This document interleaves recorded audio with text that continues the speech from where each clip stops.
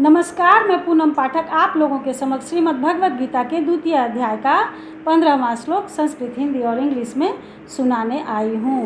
ओम नमो भगवते वासुदेवाय। Myself P.K. Pathak reciting the 14th and 15th sloka of second chapter of Gita.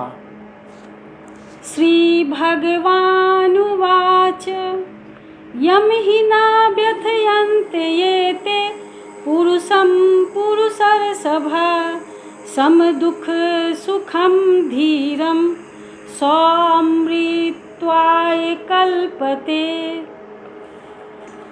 Lord said, O son of Kunti, bodily sensuous objects which give rise to the feeling of heat and cold, pleasure and pain, etc., are transitory and fleeting. Therefore, O Arjun, bear these patiently, remain unaffected by them or ignore them. Agam Paina here means all objects have a beginning and end. They are born and disappear. So they are Agampai. That is, they appear to disappear. Such things are Anitya. And for Anitya, we should not feel sorrow and grief.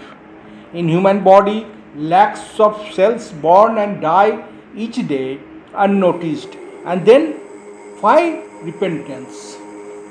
Now I begin with 15th sloka. O the best of men, a person to whom pain and pleasure are alike and who is not tormented by these sense objects becomes eligible for immortality. It ends 15th sloka.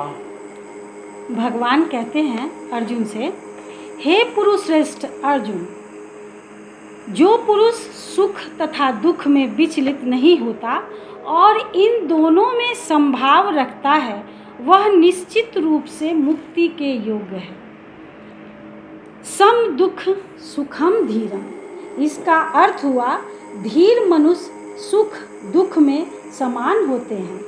अंतःकरण की वृत्ति से ही सुख दुख ये दोनों अलग अलग दिखते हैं। यह मनुष्य योनि सुख दुख भोगने के लिए नहीं मिली है, प्रत्युत सुख दुख से ऊंचा उठकर महान आनंद परम शांति की प्राप्ति के लिए मिली है।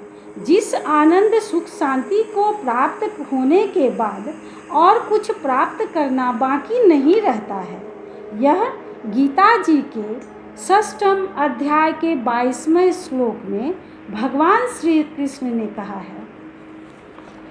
अगर अनुकूल वस्तु, व्यक्ति, परिस्थिति आदि के होने में अथवा उनकी संभावना में हम सुखी होंगे, फिर कामना लोलुपता रहेगी तो हम अनुकूलता का सदुपयोग नहीं कर सकेंगे। इसी रीति से प्रतिकूल वस्तु, व्यक्ति, परिस्थिति, घटना, क्रिया आदि आने पर अथवा उनकी आशंका से हम दुखी होंगे तो प्रतिकूलता का सदुपयोग नहीं होगा।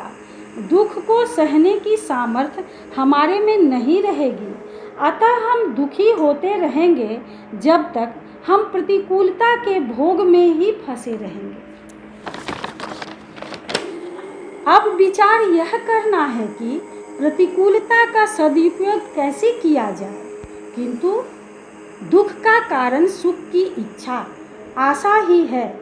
प्रतिकूल परिस्थिति दुखदायी तभी होती है जब भीतर सुख की इच्छा रहती है। अगर हम सावधानी के साथ अनुकूलता की इच्छा का, सुख की आशा का त्याग कर दें तो हमें प्रतिकूल परिस्थिति में दुख नहीं हो सकता, अर्थात हमें प्रतिकूल परिस्थिति दुखी नहीं कर सकती। यह जो सुख की इच्छा का त्याग करके दुख को, पीड़ा को प्रसन्नता पूर्वक सहना है, यह प्रतिकूलता सदुपयोगी है।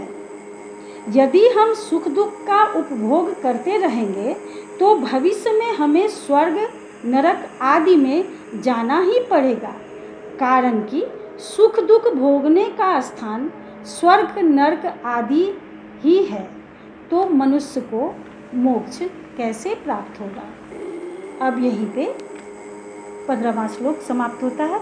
अगले श्लोक में, अगले वीडियो में फिर से हाजिर होंगे आप लोगों के समक्ष। तब तक के लिए नमस्कार, धन्यवाद। नमस्कार।